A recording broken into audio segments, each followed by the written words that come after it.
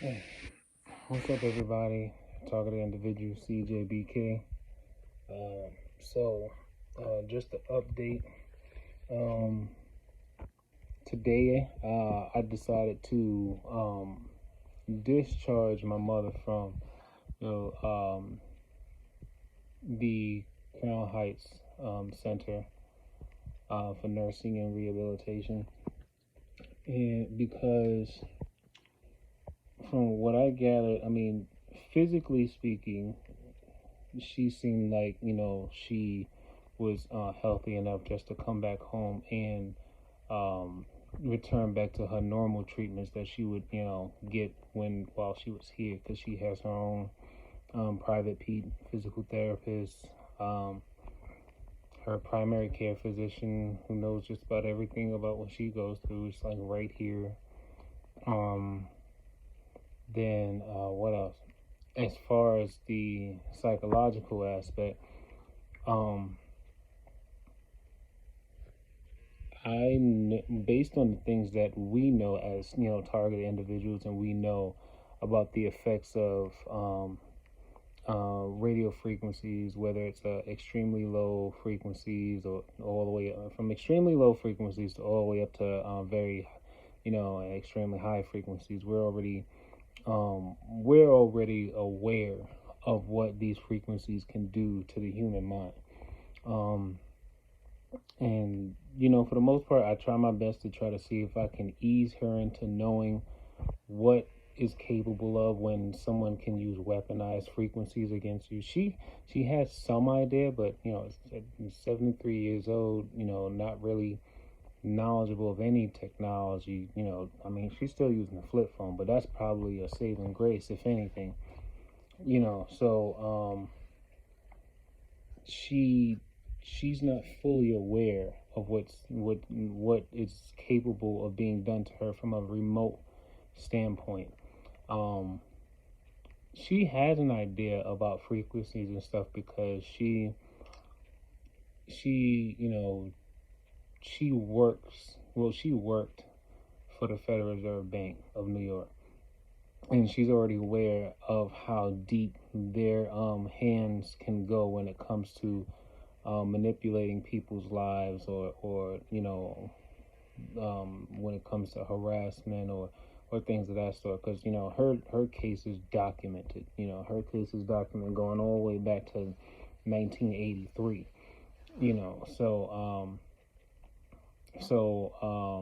With that being said, it's like she also knows about how the government has used U.S. citizens for experimental research and things of that sort. So she's already aware that these things happen. She's already aware of these things.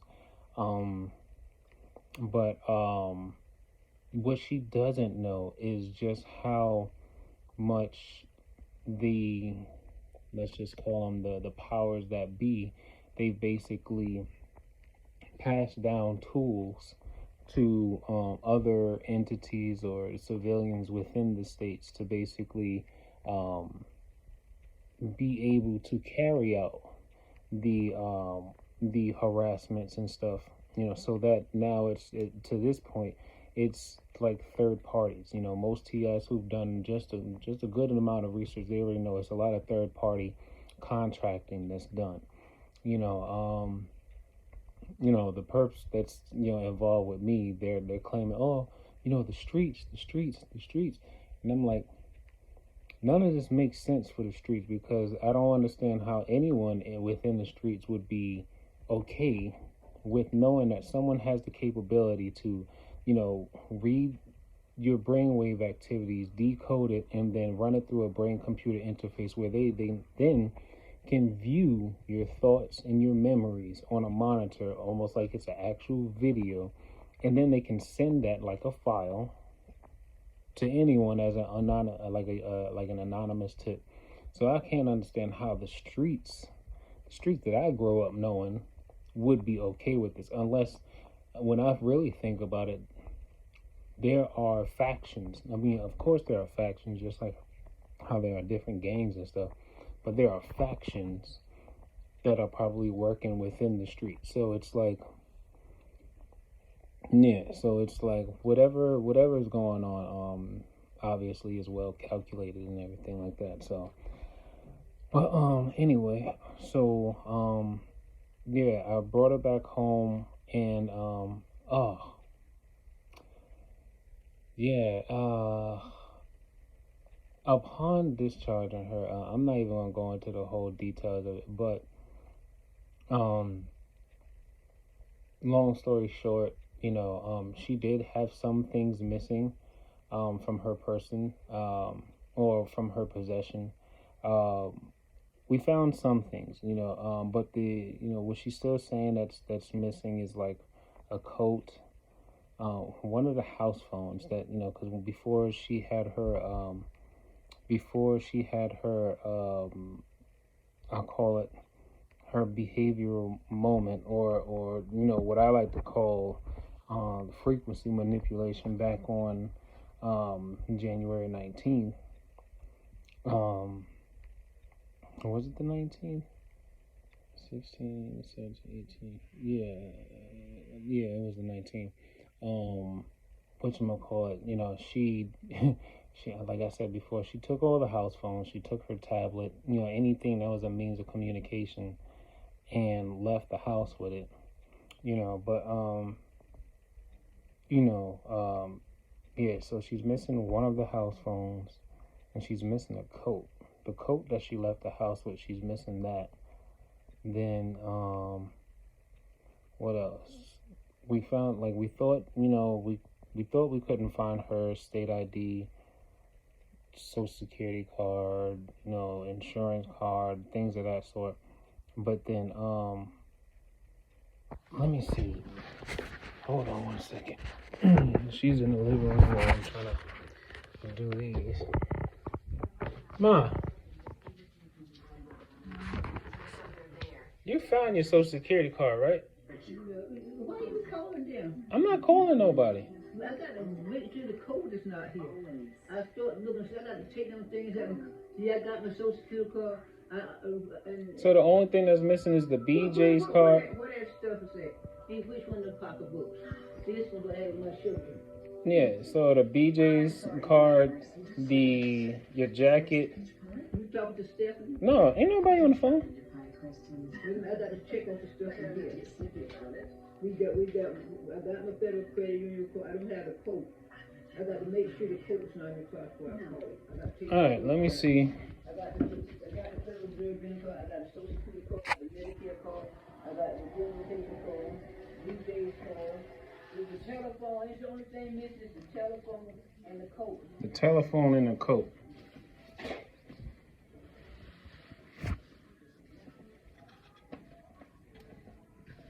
I'm not even sure what it looks. I got to take the coat out of the car and go back to the coat on the tail. All right.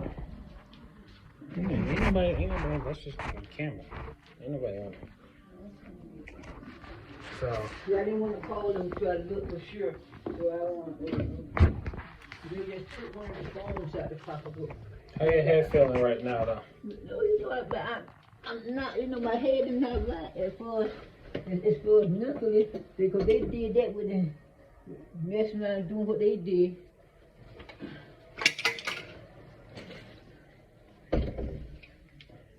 Yeah. I got to get some errors. I got to make sure I ain't got that coat. It's definitely the coat because they might have gave it. Okay.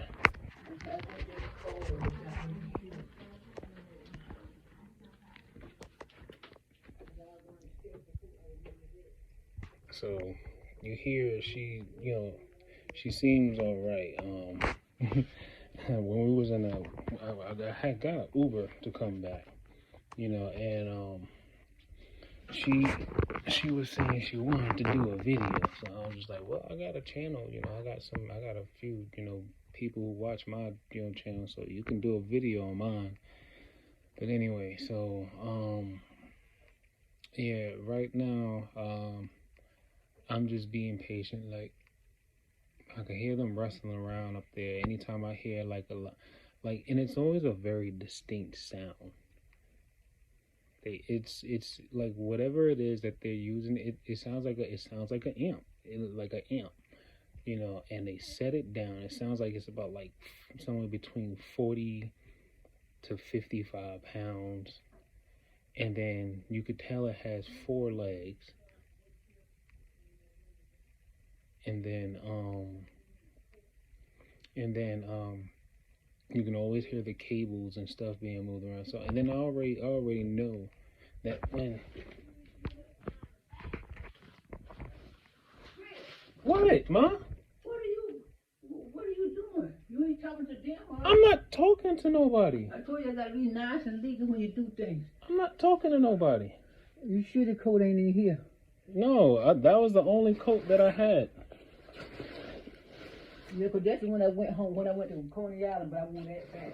And then I put on the other coat after that to get COVID in. Yeah. And I said, I'm trying to make sure I look for the coat.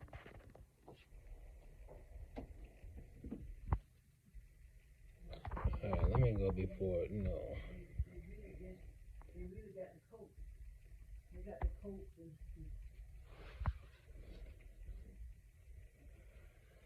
Just make sure you look in your room and stuff. Alright. Because I know I grabbed a lot of stuff out of your room and just put it in here.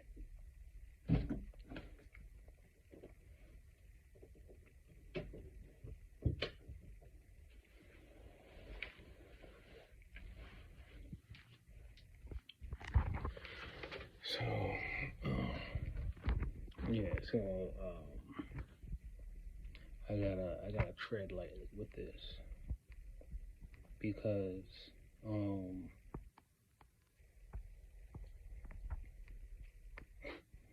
you know, I'm aware of what they can do, and then let's just see.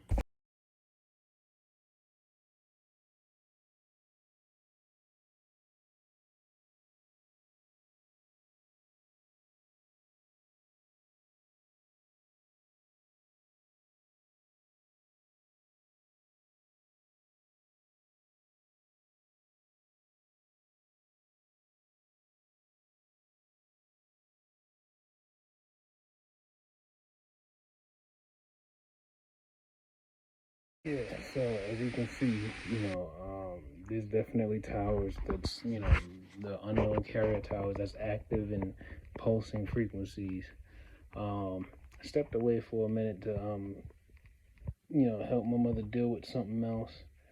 But, okay, I'm trying to situate these here, force field magnets properly. So, I just had a breakthrough moment with my mother too. We just called the facility, and about like what 5 minutes ago, and she, even though she didn't really apologize, but she did admit to forgetting that she had, she had hid her cards, her identification and stuff because she didn't want nobody to steal it, but she hid it. She hid it in one of her shoes. She hid it in one of her shoes, hoping that nobody would take it, right? So then, yeah, after that, I had to take it upon myself now to hit me with frequencies. But I already know different ways I can try to combat against that. So, basically, let me see. So yeah, so yeah, at this moment, well, I basically just showed her the, architecture of Radio App, and I showed her what the area, at least the area around our home, looks like as far as the the unknown carrier cell towers. I showed her what a registered cell phone tower would look like. If it says T-Mobile, AT&T. I've been trying to tell a lot of people to get this app. The exact location might differ, but then if you pay attention to the app, and you see how the data triangles, they kind of dome out. A normal cell phone tower position would not move. No matter how often you refresh the app, it would not move. It would stay in that one particular spot. But an unknown carrier tower, or if it's a device, it would actually change positions. If it's a cell phone tower is going to stay in one spot. But if it's not a real cell phone tower, it's going to jump around. So yeah, I showed my mother the video. I think it was 137.